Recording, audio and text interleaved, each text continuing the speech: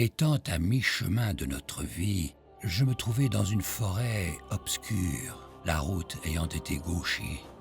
Ah, combien en parler chose dure de cette forêt rude, âpre et drue qui, à nouveau, un effroi me procure, si aigre que la mort l'est à peine plus. Mais pour traiter du bien que j'y trouvais, je parlerai des choses que j'ai vues. Ici commence la divine comédie de Dante Alighieri, florentin d'origine, non de mœurs.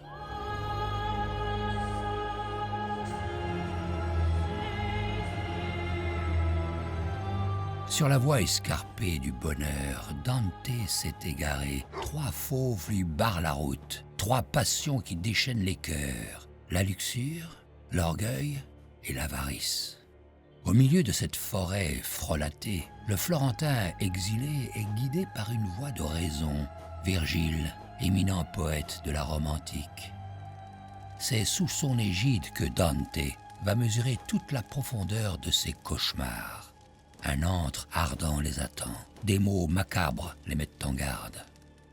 Par moi, l'on entre en dolente cité, par moi, l'on entre en infinie douleur, par moi, l'on va parmi les égarés. Vous qui entrez, laissez toute espérance. Dante s'engouffre alors dans une spirale diabolique, un enfer qui se divise en 9 cercles concentriques où les âmes s'engouffrent lorsqu'elles ne perçoivent plus la lumière. Car pour Dante, tout ce qui vit est forcément bon. La mort, ce n'est que la négation de la vie, et le mal, que la privation du bien, un désespoir, un abîme dans lequel sombre la créature de Dieu qui se détourne de la perfection de son être.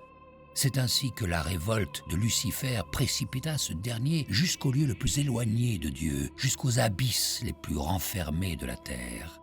Il gît à présent enfermé en son tréfonds, où se rend le poète.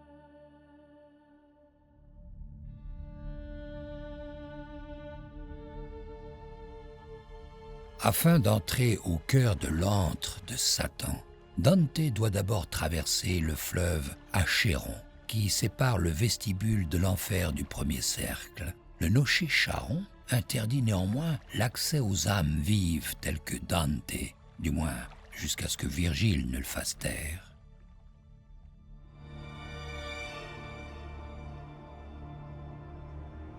Ils atteignent alors le premier cercle, les limbres.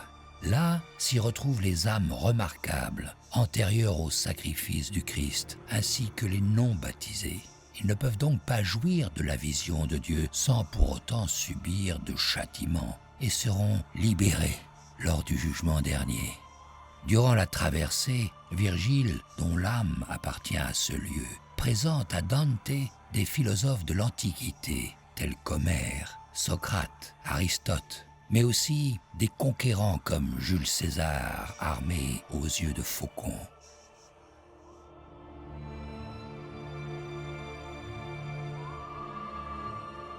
Dans le deuxième cercle, chaque âme damnée doit se confesser devant le roi Minos, connu pour sa justice aussi équitable qu'intraitable. En fonction des péchés commis, il la déporte vers le cercle qui lui convient. Derrière Minos se trouvent les luxurieux. Ces âmes se sont laissées emporter par leurs appétits charnels. Elles ont commis le péché de chair et seront par conséquent balayées sans relâche par des vents violents. Dante y voit entre autres Cléopâtre et Achille, puis il rencontre Francesca et Paolo, de simples amants coupables d'adultère, assassinés tous les deux par le mari de Francesca. Le couple n'est bercé que par des zéphyrs d'indulgence, symbole d'un amour véritable.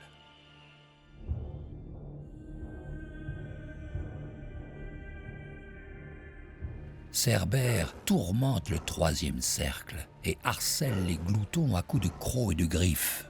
Ceux-ci sont empêtrés dans une ville neige, entretenue par une pluie glacée sans fin. La neige bourbeuse témoigne de la bêtise de ces pêcheurs qui dégradent leur environnement et eux-mêmes par leur attitude. L'incapacité de se voir, pourtant là, allongés les uns près des autres, évoque l'égoïsme et la froideur des gloutons.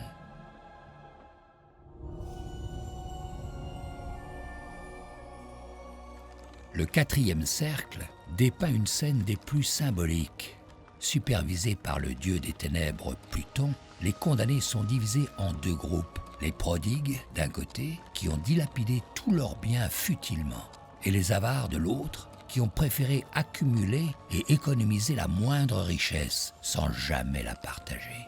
Tous sont contraints de tourner en rond sans trêve, traînant avec eux des blocs énormes et lourds, équivalents à leur fortune amassée ou dépensée. Les groupes s'affrontent alors autour du cercle, se hurlant mutuellement « Pourquoi tu gaspilles tout? Pourquoi tu gardes tout ?» Dante y aperçoit d'ailleurs un nombre affligeant de membres du clergé.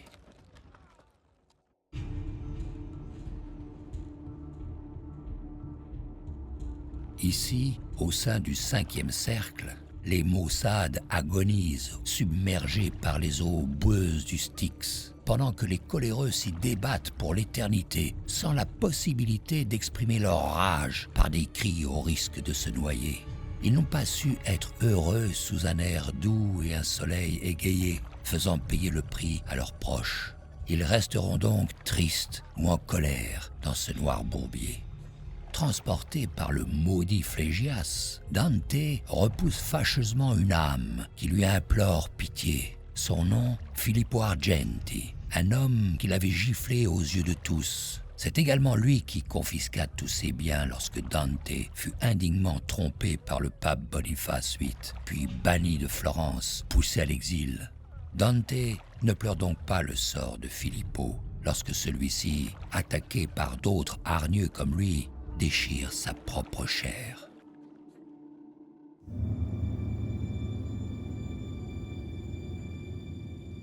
Au sixième cercle se dresse la cité infernale de Didée.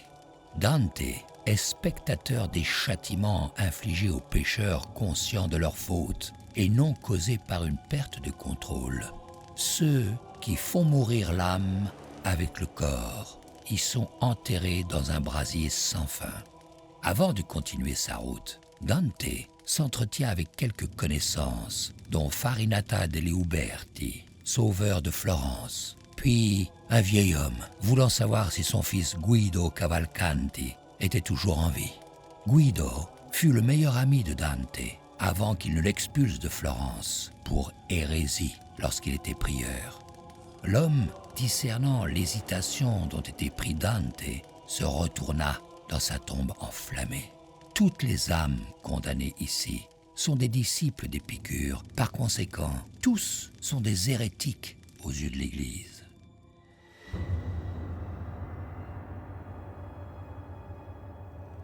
Au-delà de la cité se trouve le Phlégéton, un fleuve de sang en ébullition.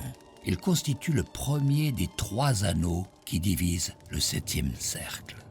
Au sein de ce premier anneau sont punis les violents envers les autres. Dante y trouve donc Attila le Hun, Ezzelino, surnommé le fils du diable, ou encore le Minotaure qui s'occupe de les martyriser.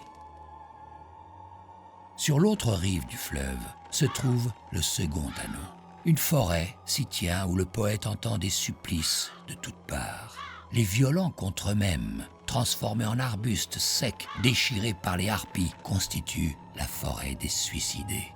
Parmi eux se trouve Pir della Vigna, un juge et grand chancelier qui eut une carrière brillante avant de tomber mystérieusement en disgrâce. Accusé de trahison puis aveuglé, il se suicida de désespoir en prison. Dans son œuvre, Dante dialogue avec lui et restaure sa mémoire, dénonçant la conspiration due à la jalousie qu'il suscitait. Le 3e et dernier anneau rappelle le funeste destin de Sodome et Gomorrhe. C'est une lande de sable brûlante où séjournent, exposés à une pluie ardente, les violents contre Dieu, la nature et l'art.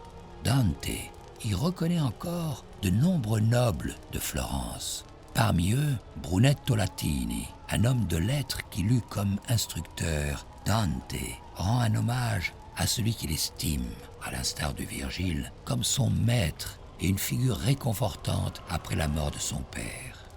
La damnation de Latini réputé comme sodomiste à Florence, reste pénible à visualiser pour Dante. Il le remercie grandement, puis s'empresse de suivre Virgile.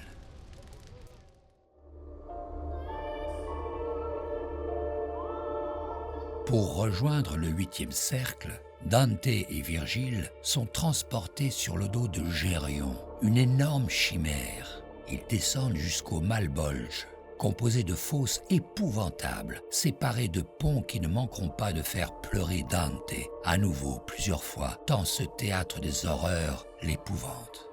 Au fond des 2 premières fosses, les trompeurs et flatteurs, baignant dans leur crasse, sont fouettés par des démons. Dante y reconnaît les traits de Venedico Caccianemico, damné pour avoir prostitué sa propre sœur.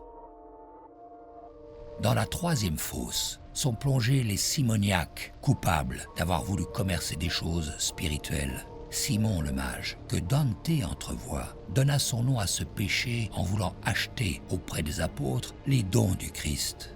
Tous les papes s'y trouvent immanquablement enfouis, la tête la première, les jambes allumées comme des torches. Ainsi se suivent chaque fosse, dans lesquelles sont punis à la fois les sorciers et faux prophètes, condamnés à marcher à reculons, le visage disloqué vers le dos, aux côtés des escrocs plongés dans une poix bouillante, ou encore les voleurs qui courent au milieu d'une foule de serpents cruels, sans aucun espoir de leur échapper. Les 3 dernières fosses ne sont pas moins abominables, corrupteurs, menteurs, et ceux qui divisent se les partagent. La peau décorée de flammes ou d'une horrible lèpre, mutilée et même fendue en 2 perpétuellement par un ministre du mal ou rongée d'ulcères et par une soif dévorante.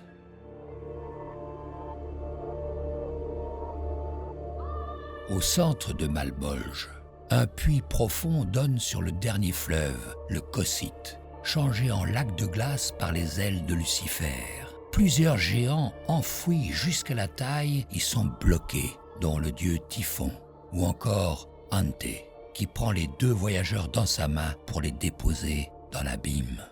Le 9e et dernier cercle de l'enfer comprend 4 régions. Dans la première, appelée Caïna, en référence au fils d'Adam nommé Caïn, qui tua son frère Abel, sont punis les traîtres à la parenté, enfouis dans la glace jusqu'au cou, ne pouvant pleurer au risque que leurs larmes glacent leurs paupières. La 2e région, baptisée Anténora, d'après Anténor qui livra le palladium de Troie aux ennemis grecs, comprend les traîtres à la patrie, enfouis de même jusqu'au cou. Dans la 3e, la Ptoléméa, du roi Ptolémée XIII, qui fit tuer son hôte Pompée, se trouvent donc les traîtres à leur hôte, dont seules les jambes sont à l'air libre. Enfin, dans la 4e région, la Giudecca, en référence à Judas qui trahit Jésus, sont complètement submergés, les traîtres envers leur bienfaiteur. Au centre de celle-ci, tapis dans la froide brume, les 3 têtes de Satan broient pour l'éternité Brutus, Cassius et Judas. Ne voulant pas s'attarder ici-bas, Virgile montre la voie vers une sortie cachée qui ne se devine pas mais se ressent en direction des étoiles. Dans la 2e partie de la Divine Comédie, Dante gravit la montagne du purgatoire jusqu'au jardin d'Éden. Virgile lui sert encore de guide jusqu'à la porte du paradis. Mais il ne peut aller plus loin. Dans la 3e et dernière partie, c'est Béatrice, la muse du poète, et son premier amour qui prend le relais. Elle lui offre le salut, la vision suprême du divin apparaît alors devant lui.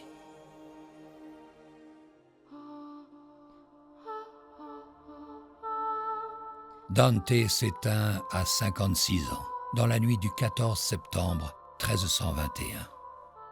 Ce qu'il n'a pu accomplir de son vivant, ses vers l'ont réalisé après sa mort. Car quand Dante dépeint l'enfer dans son poème, il dépeint sa vie. Cette divine comédie fait du poète un symbole, malgré la colère de la papauté. Son œuvre paraît empreinte d'intolérance, de par les victimes ou coupables sévèrement punis. Mais elle est surtout pleine d'humanité. Dante tombe presque à chaque fois en sanglots face aux tortures que subissent toutes ces âmes. Il invite l'humanité tout entière, par l'intermédiaire de sa foi personnelle, à questionner notre foi, notre intolérance et plus que tout, notre empathie. Sa critique des institutions religieuses, avide de richesse, de pouvoir et de contrôle, fait du poète un point d'orgue de la critique du christianisme, une vengeance par les lettres contre ceux qui l'ont trompé. Dante fut l'un des plus grands poètes de ceux qui peignent l'enfer à la plume, reflet d'une humanité en perte.